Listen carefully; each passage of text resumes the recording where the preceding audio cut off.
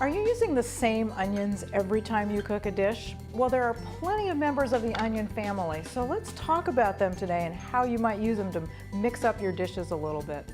I'm Susan Bowerman, registered dietitian, and usually when people get ready to cook a dish with onions, they go for the old standby, the yellow onion. And there's a good reason for that. Yellow onions have a nice balance between pungent and sweet. They hold up really well when you cook them and keep their shape.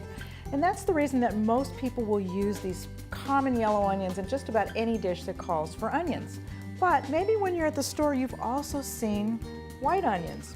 What are these good for? Well, you can cook with white onions. They're more pungent. But one of the reasons people love white onions is because they're a little more tender than the yellow ones. So they're strong, but they're not so hard to bite into like the yellow onions are. So these are great in raw dishes. That's why people use white onions in things like salsas, because it gets that pungency without being too difficult to chew. What about the purple onions? These happen to be my personal favorite. Why do I like them so much?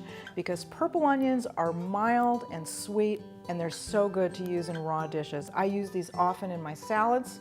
I love to put them on top of cooked vegetables and just let them soften a little bit.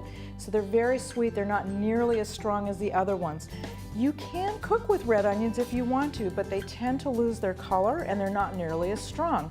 But if you're not an onion fan and you don't want a lot of strong flavor, you might want to try these in one of your dishes. Now, the other thing about onions people always ask is, how do I cut one? Well, let me show you the best way to do this. People are always concerned about getting tears in their eyes when they cut onions, and I have tried every method to not cry when I eat onions. So I've tried putting an unlit match in my mouth, I've tried goggles, I've tried putting them in the refrigerator, but I think the best thing to do is to learn how to cut an onion and how to do it quickly, and then you don't really have to worry about too many tears. When you look at your onion, it's got two ends. It's got this end here, this is the root end, this hairy end here, these are the roots, and this is the stem end. And generally what you want to do when you cut your onion is just to cut these two ends off. And I've already done that.